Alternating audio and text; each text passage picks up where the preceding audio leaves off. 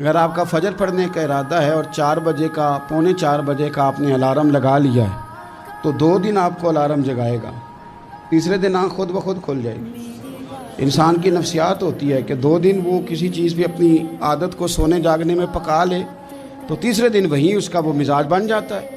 तो अगर नीयत ही नहीं, इरादा ही नहीं, प्रोग्राम ही नहीं, तो कैसे आँख खुलेगी?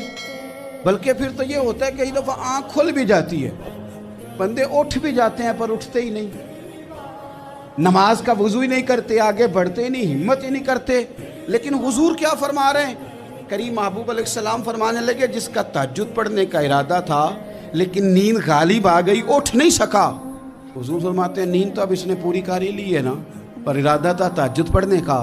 तो महबूब फरमाते हैं नींद रब की तरफ से सदका हो गई और तहज्जुद का भी अल्लाह ने सवाब अता फरमा दिया। पढ़ते पढ़ते